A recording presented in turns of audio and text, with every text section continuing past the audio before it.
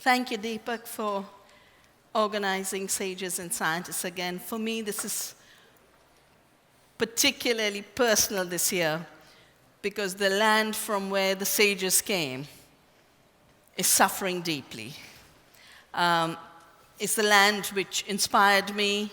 I was born there. I'm born in the Himalaya, born in the part of the Himalaya called Dev Bhumi, the sacred land. It's where our 4 sacred rivers that become the mighty Ganges begin.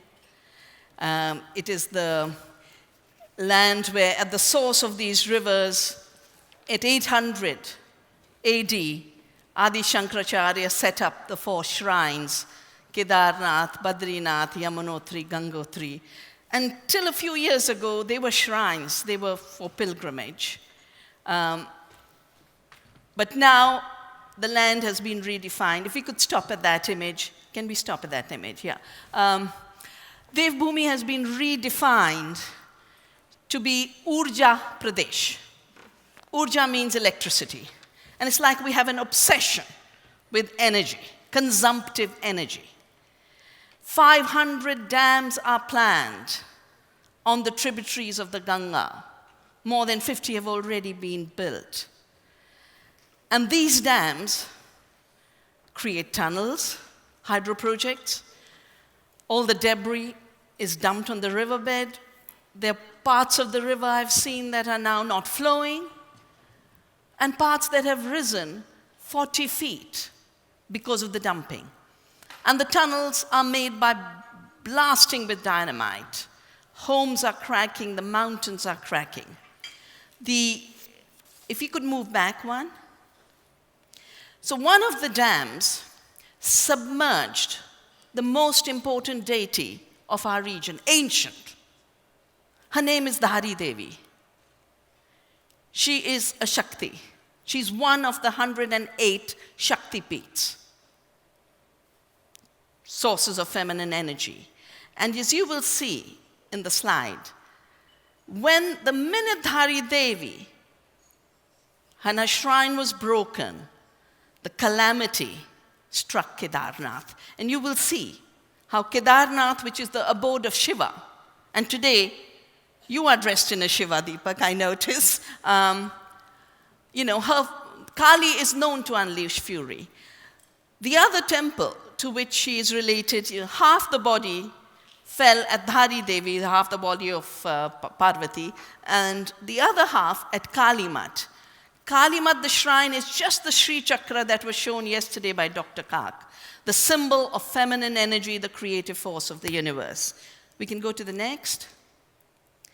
Now, this is a hand-drawn map because when the disaster struck on 16th of June, one day after the removal of the Dhari Devi shrine, all maps disappeared in India. We can't buy Survey of India maps about our region. So we are hand-drawing maps. And the dotted parts that you see are the new landslides that have been triggered. And even now, every time we try and set up a new place to build homes, there's one village, Chandrapuri, which has lost 66 homes of the 70 that were in that village. These are places where Navdanya has worked for the last 25 years doing organic farming. When we started to find locations, new landslides that are above Chandrapuri started to trigger. I just got a message while I'm here. The new site that had been found has also started to have cracks, and there will be landslides. So it's a shaking up of the mountains and the river systems like we've never seen. With the riverbed risen by 40 meters, the roads are going, the bridges are going, the schools are going, the homes are going. Now we can run through the slides. I'm not a PowerPoint person. My colleagues helped me put this together. Yes, next. So this is in May. Before the disaster is a bridge in May. After the disaster, you can see everything gone. The structures on the other side are the hydro dam structures. Next. That little bridge and the beautiful peepal tree gone.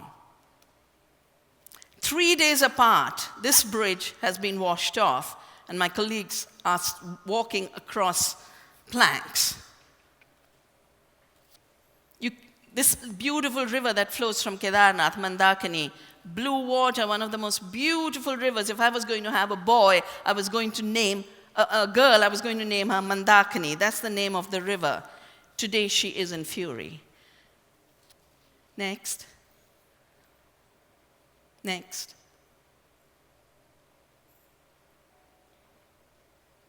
That school is gone, and you can see the college above. That whole mountain is slipping. By the end of the monsoons, we won't have it. These are the cranes from the hydro projects. Next. Next. Next. Just carry on now.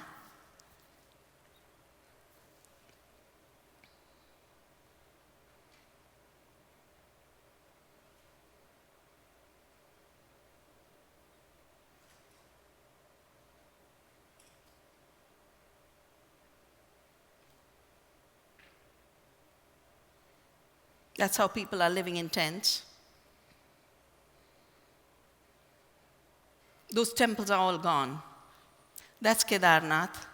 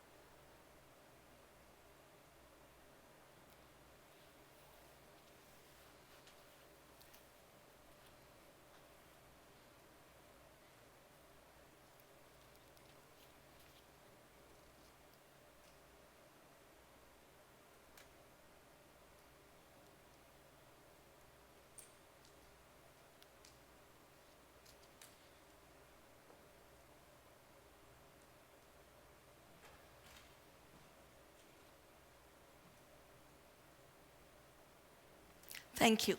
Switch that off.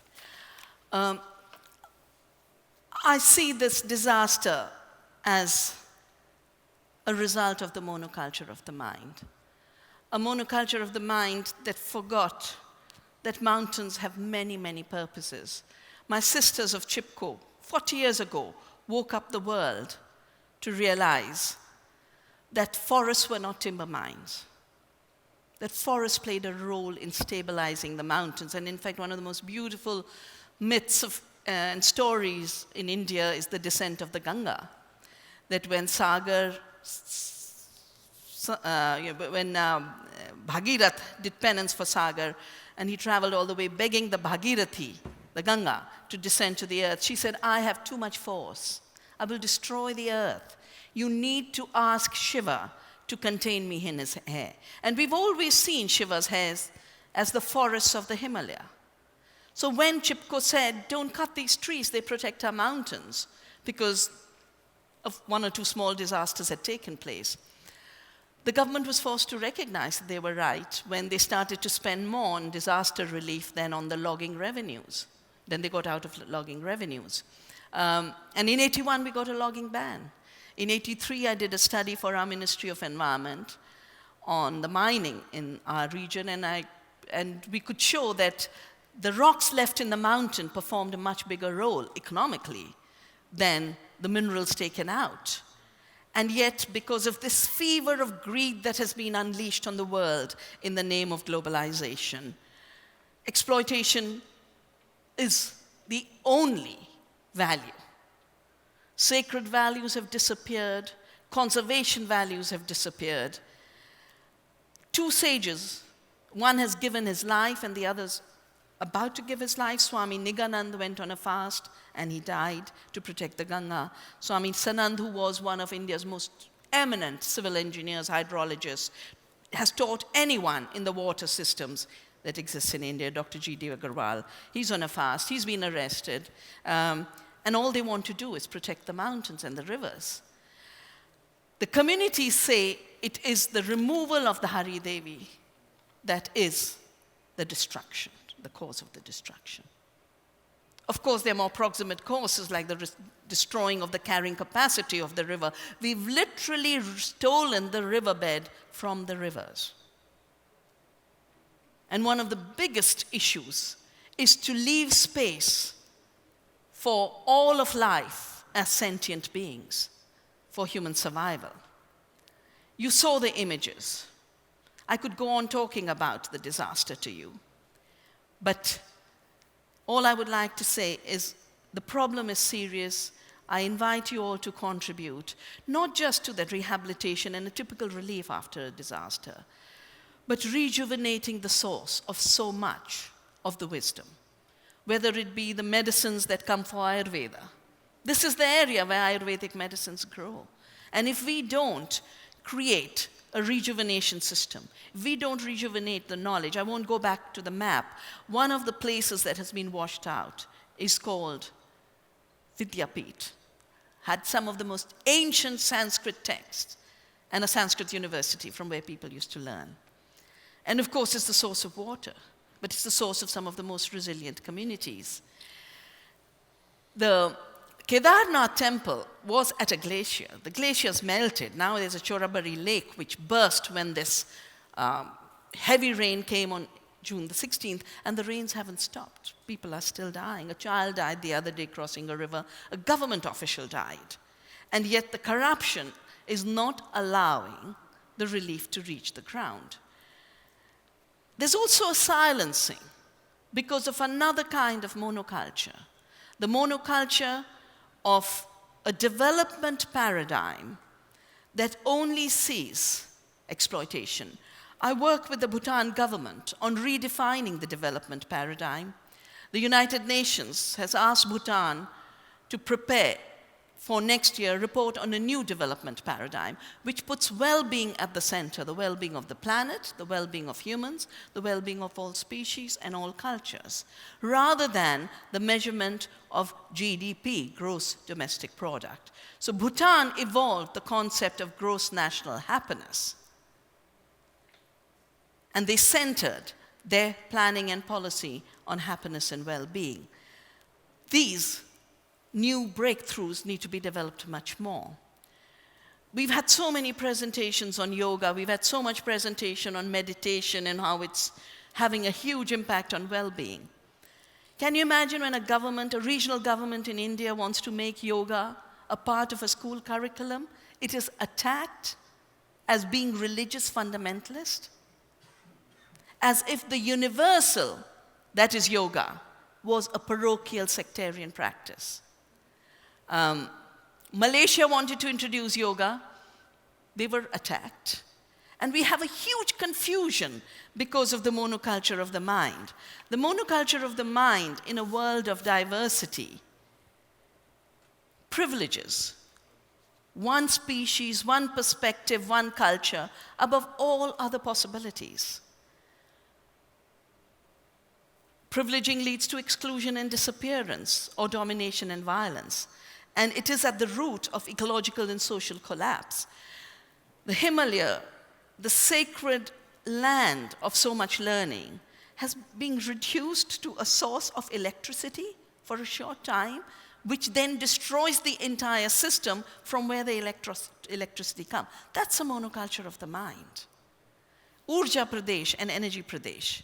There's a monoculture of the mind when we stop growing and cultivating and eating 8,500 crop species and grow 8. And now we shrink it to corn and soya, most of it which doesn't go to feed humans. Only 10% is used for human food. The rest is biofuel and animal feed. We're ignoring the diversity that sustains us ecologically, but we are ignoring the diversity that is needed for the paradigm shift. We've privileged one species, the human, and created an anthropocentrism. And I therefore get very worried when we used the word Anthropocene.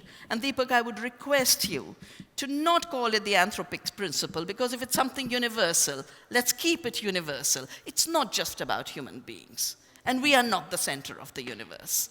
We will survive only when we realize we are not. Privileging one gender, patriarchy, so much violence against women. And again, India has witnessed more rapes than ever before, more acid attacks than ever before, female feticide, 30 million girls not allowed to be born, all because it's assumed only one gender should exist. Privileging one race. We opened with the beautiful music on the Symphony of Brotherhood by Miri. And all of the work against racism is a fight against a monoculture of the mind that says only white counts, only male counts. Privileging one religion. Look at what's happening on the streets of Egypt and Syria today. Because living with diversity has been forgotten. It's not just a religion, it's now sects within religion. Democracy itself has been wiped out within a very, very short period in Egypt. 149 people killed just 2 days ago. Privileging one knowledge system, too, is part of what the discussion has been.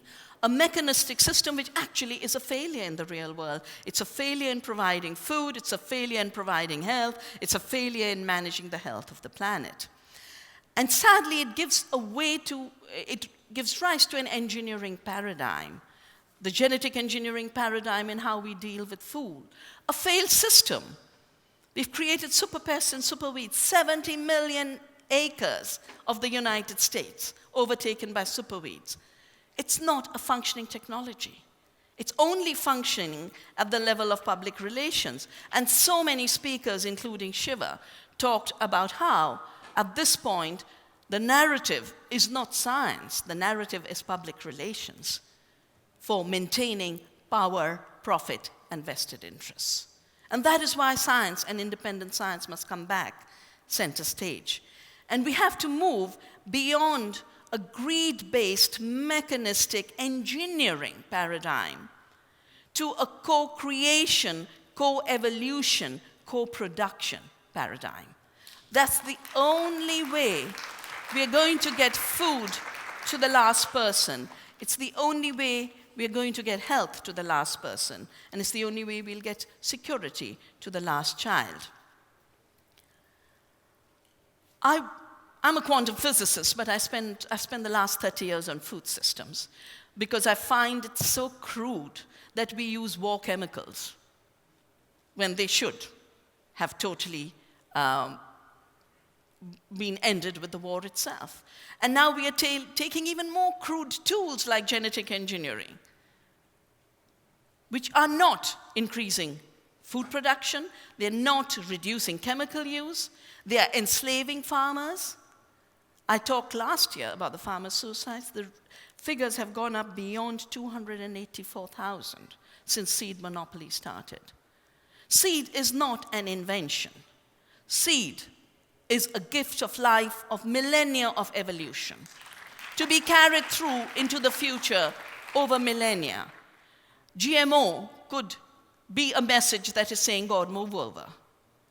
We are the creators, we are the landlords, we are the life lords, we'll collect rents, even if it means wiping out biodiversity, killing the bees, killing the farmers. We can do better in every field. Our intelligence is more. Our honesty should be better. Our courage has to be stronger. I think one of the worst confusions that we have to get over is the fact that we have replaced the oneness that connects us all and connects us to the universe with the privileged oneness of one expression and turned it into a fascist and dictatorship force, creating violence in every direction, and that violence gets deeper as the insecurities get deeper. Our discussion on scientists and sages must by necessity be an intervention in a very brutalized, collapsing world around us. And I would really like to invite you all to join our movements for seed freedom and food freedom, because that is where, as in Indian thinking, bija is the source. Seed freedom is the source of all other freedoms, because as we are struggling, we are not just talking about a shift in paradigm, we are struggling about extinction or the possibility to live. And that is why the transition has to be urgent and has to be honest and has to be with deep commitment. I love you. Thank you. Thank you.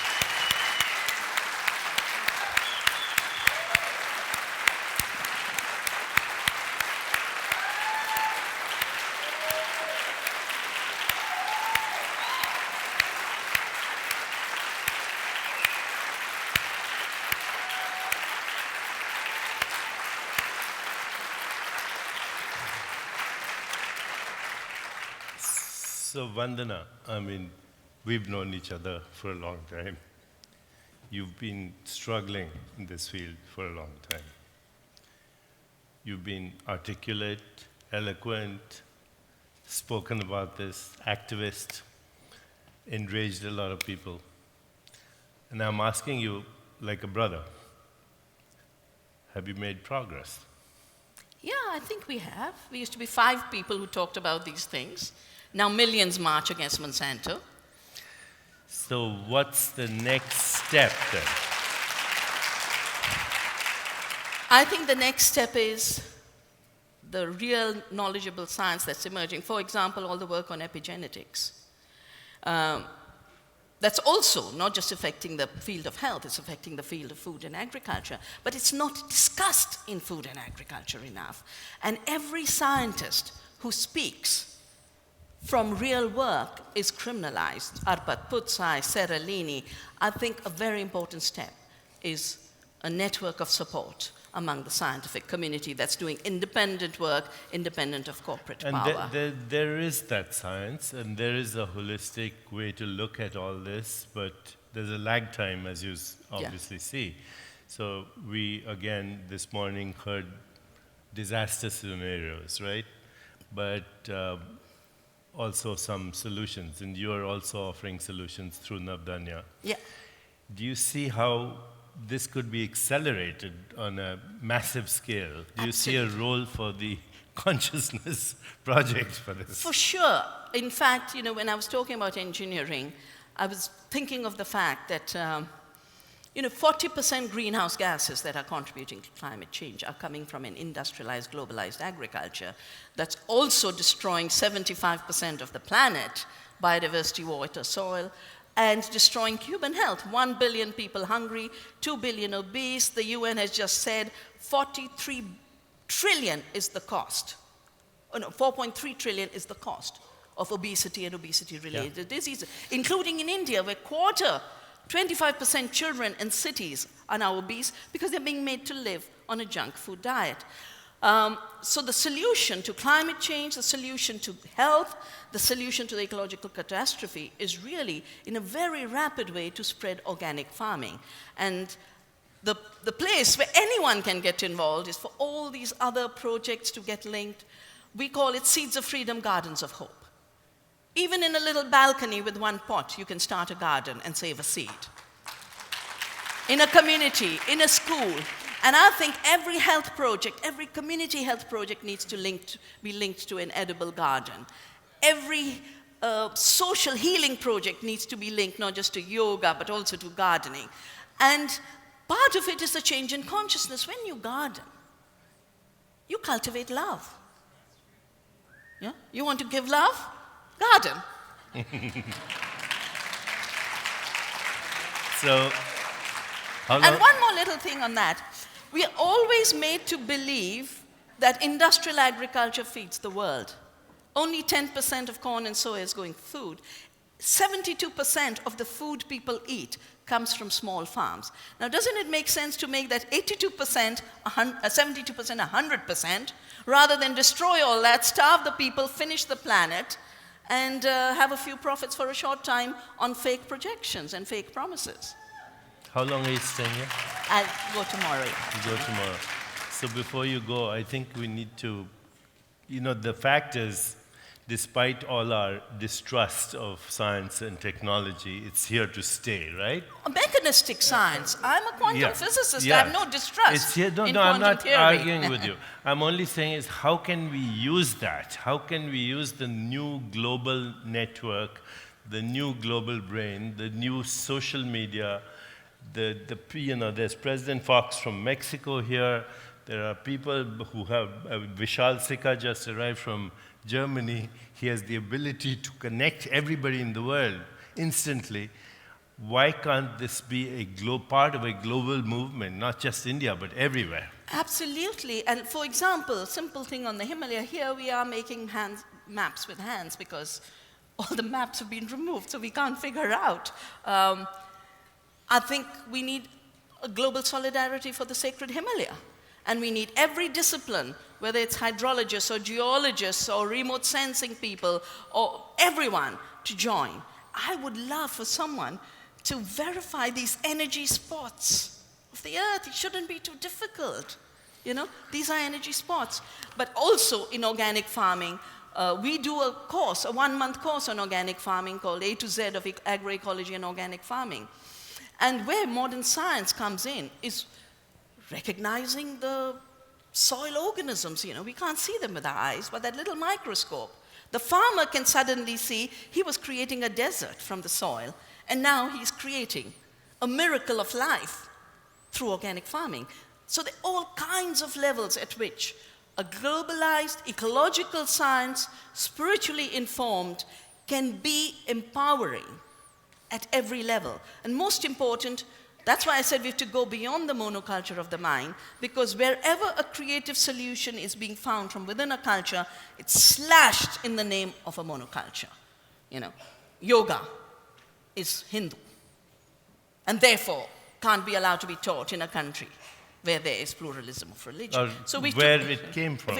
Or where it came from. So I think a global support system of this kind would elevate the universal back to the universal and relocate the parochial back to where it belongs. In the smallness, it has a place, but it doesn't have a place of dominance and exclusion. So I think we'd like to really make a commitment here and ask you also to make a commitment to this consciousness project, which links together some of the best minds like you. But don't call it anthropic principle. No, but that's... Call it the cosmic. I know. The anthropic principle is only... As a responsibility, it's fine. Is only used mathematically to define how human consciousness emerged. Okay. So just... It's a little part of it. Yeah, okay. Yeah. It's anthropic, not anthropomorphic. Okay? So it's a slight difference. But can you become an advisor to our consciousness For sure. And project? let's write a book on what's needed for the everyday life and death matters of humanity. Vandana Shiva. Thank you.